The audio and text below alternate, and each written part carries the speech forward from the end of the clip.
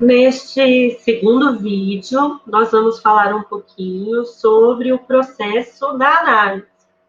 E para falar do processo, nós vamos partir das frases que vocês colocaram no exercício. Que eu dei uma adaptadinha nas frases para elas ficarem mais curtinhas. Então, algumas eu separei as ideias, mas todas as frases que eu for colocando foram vocês que escreveram para a gente partir de impressões que são comuns sobre a psicanálise, de ideias que circulam sobre a psicanálise, para ir apresentando aos pouquinhos. Tudo que eu falar na aula hoje, eu vou retomar em aulas seguintes. Né? Por isso que eu vou falar de bastante coisa, para a gente aquecer. Então, não se preocupem em entender tudo agora. A ideia é a gente formar, né, uma imagem inicial, um contato, uma apresentação, introduzindo o que é a psicanálise. Mais uma vez, eu queria agradecer a dedicação na entrega dos exercícios, porque foi a partir dos exercícios de vocês que eu organizei a nossa aula hoje, ok? Vamos falar, então, do processo, como é o processo de análise a partir da atividade de mito ou verdade, em que vocês trouxeram frases para a gente comentar aqui na aula se essas frases são verdade ou não. A primeira frase é: em uma sessão de psicanálise, não há contato visual entre analista e paciente. Será que é verdade? Que analista e paciente não se olham nos olhos? A pessoa fica em uma sala escura, deitada em um divã.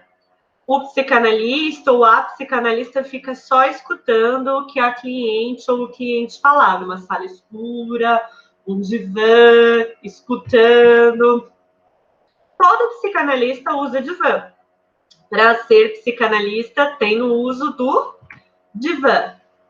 Quando o paciente faz perguntas, a terapeuta não responde, fica em silêncio, não responde as perguntas que o paciente faz. As sessões são bastante caras e o tratamento é bem longo. Em diferentes sessões, em várias sessões diferentes, a paciente vai falar sobre as mesmas coisas para a psicanalista, para o psicanalista, vai ter essa repetição. Bom, essas foram as frases que vocês trouxeram sobre o processo de análise, e eu vou comentar um pouquinho agora, ok? Primeiro, como que é a escuta, né? A regra psicanalítica é pedir para que a pessoa fale o que vier ao pensamento, né? Sem se preocupar muito se esses conteúdos fazem sentido ou não, se eles são importantes ou não, se é isso que deveria falar ou não. Também sem se preocupar muito com uma sequência, com uma organização, com uma coerência. Falar o que vem ao pensamento. É o que a gente chama de associação livre. O convite, então, quando uma pessoa chega na análise, é que ela possa associar livremente. E a escuta do psicanalista, da psicanalista, vai ser nesse sentido. Como que eu posso, com a minha escuta, favorecer que a pessoa associe livremente? Se ela vai associar livremente, são conteúdos que ela vai trazer, associações que ela vai fazer, de acordo com as histórias que ela viveu, de acordo com as emoções que ela sentir, de acordo com as ligações que forem acontecendo com os conteúdos que são dela, com os significados que são dela. Então, eu vou tentar interferir o mínimo possível, sem fazer perguntas que direcionem, sem fazer comentários que direcionem. Eu posso, sim, fazer perguntas. É um mito que a psicanalista fique em silêncio total. Fazer perguntas, fazer comentários. A questão é que não tem um roteiro a ser seguido, né? A intenção é que seja um espaço para as palavras, seja um espaço para fala, da forma mais livre possível. Então, ao invés de eu perguntar assim, que cor que você gosta? Azul ou vermelho? Ou, qual é a sua cor favorita? Ou, vermelho é sua cor favorita? Não, eu vou falar assim, me fale sobre cores. Né? Vocês entendem a diferença? A gente tenta deixar a nossa fala o mais aberto possível. Claro que eu dei o exemplo das cores só como um exemplo, tá, gente? O que eu quero dizer é que eu não vou direcionar os conteúdos. Quando eu fizer uma pergunta, quando eu fizer um comentário, vai ser no sentido de abrir essas associações. Porque o mais importante em um atendimento em psicanálise é que a pessoa sinta que ela possa falar o que vier ao pensamento, sem sentir vergonha, sem se controlar, sem se censurar, que ela saiba que ela não vai ser julgada.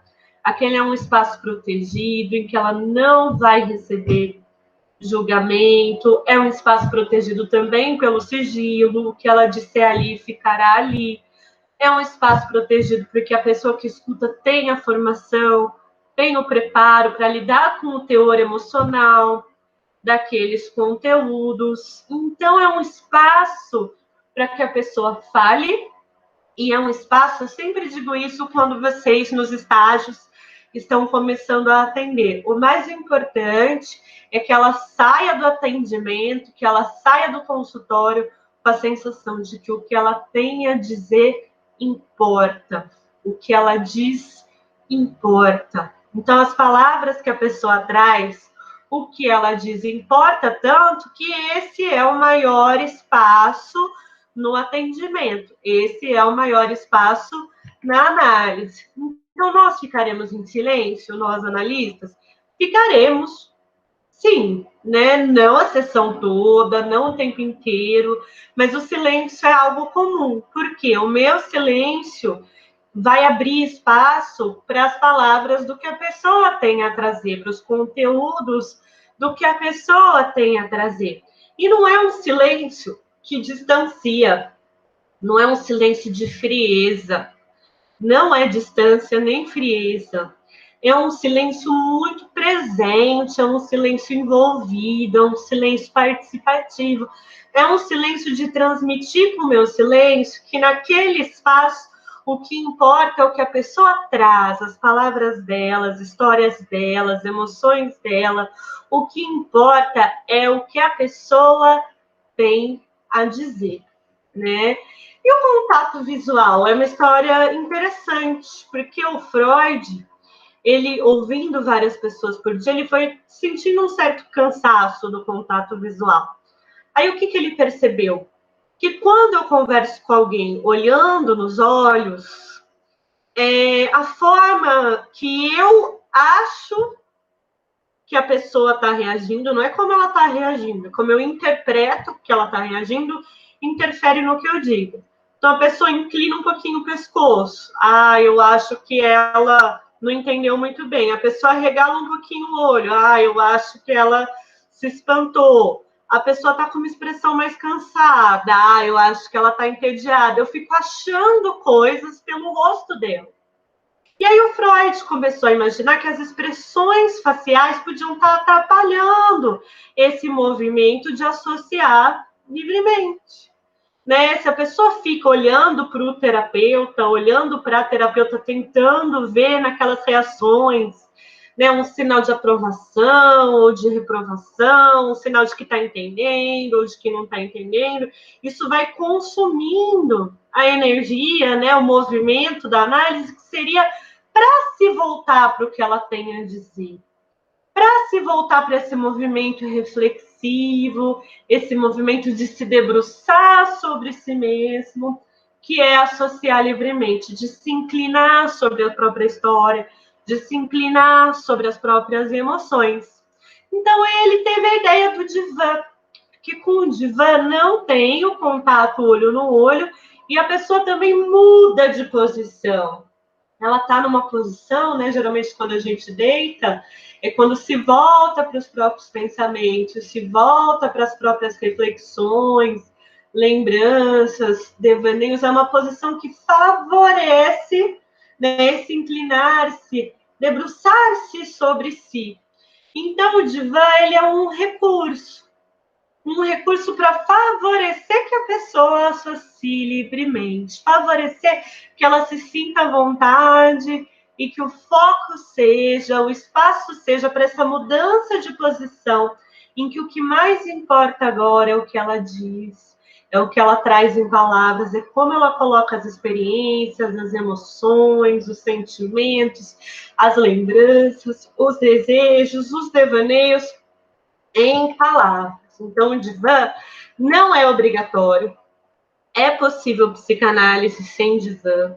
Muitos psicanalistas preferem, né, estar de frente, preferem, ou então mudam, né? Tem momentos da análise que você fica na poltrona, conversa olho no olho, momentos da análise do divã. Tem linhas da psicanálise que propõem momentos de mudar para o divã. Tem pessoas que não usam o divã. O divã, ele não é obrigatório. O divã, ele é um recurso para psicanalistas que desejam favorecer a associação livre com o uso do divã. Mas muita coisa mudou desde Freud, né? Que isso tem a ver com o preço e com a duração. Quando a psicanálise começou, eram 50 minutos todos os dias, de segunda a sábado, né? Só descansava no domingo. Então, era um tratamento, sim, bastante custoso, bastante intenso, em que diariamente a pessoa ia lá, entrava em contato com aqueles conteúdos afetivamente, emocionalmente fortes, intensos, para entrar num contato, né, e lidar. E até hoje, sim, quando uma pessoa vai começar um processo de análise, é uma informação que a gente dá, né, que é um processo custoso. Não só custoso em termos de preço, mas custoso emocionalmente, porque a pessoa vai mexer com as emoções, vai entrar em contato com emoções doloridas. E muitas vezes essas emoções doloridas estavam silenciadas, né? E não é à toa que elas estavam silenciadas, que tinham barreiras em torno dessas emoções, porque é difícil entrar em contato. Então, por isso não tem um tempo certo, não dá para dizer que vai ser rápido, não vai dar para dizer que vai ser fácil. É um processo que pode levar bastante tempo, é um processo que tem sim o pagamento do profissional, que é muito importante, né? Que é a valorização da formação, do preparo, do tempo dedicado para aquele caso. Mas há também hoje várias iniciativas de escuta psicanalítica de forma gratuita. Então, o mais importante não é que o pagamento aconteça, né? O mais importante são as condições de escuta. Tem projetos em São Paulo, por exemplo, de escuta nas praças da cidade, atendimento com população de rua, atendimento em pessoas em situação de vulnerabilidade, atendimento em projetos sociais, fora em outros espaços, né? Escuta em hospitais, em outras instituições de saúde. A psicanálise é possível, sim, sem que haja o pagamento. Mas no formato que a gente está mais acostumado a pensar, que é o formato da clínica particular, da clínica em que cada pessoa tem essa iniciativa de ter seu consultório, de receber seus pacientes, existe um valor que tem a ver com o tempo desse profissional, a formação desse profissional. Mas há também iniciativas de preços acessíveis, por exemplo, para estudantes de psicologia, em que é um momento bastante importante, né, de passar por um processo psicoterapêutico.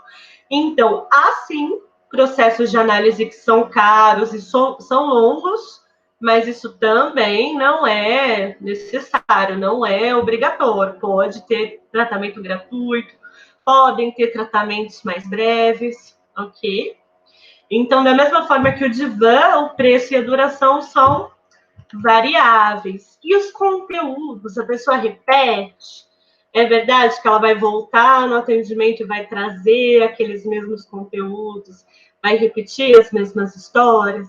O que a psicanálise busca é que a pessoa entre em contato com questões que são emocionalmente significativas, que são afetivamente marcantes. né? E uma das formas que a gente conhece de se aproximar desses conteúdos é essa repetição, porque você vai se aproximando aos poucos, se aproximando aos poucos, e cada vez que você conta aquela história, cada vez que você fala sobre aquele assunto, você vai se aproximando mais, se permitindo mais, as barreiras vão diminuindo. Então, é comum, sim, que quando um conteúdo é afetivamente intenso, que ele retorne, e existe um tempo, com cuidado, com sensibilidade, para que aquele conteúdo possa emergir. Como a gente viu ao longo do vídeo, tudo isso, né, que a gente discutiu tem a ver com o atendimento em psicanálise, ser um espaço para que a pessoa traga em palavras o que ela sente, traga em palavras o que ela vive, traga em palavras o que é emocionalmente significativo para ela, um espaço em que o que ela diz importa, o que ela sente importa, o que ela traz em palavras é o que importa. Ok? Então, um processo de análise é um processo de palavras e é um processo em que o que a pessoa tem a dizer importa. Este foi o nosso vídeo sobre o processo de análise a partir das questões que vocês elencaram.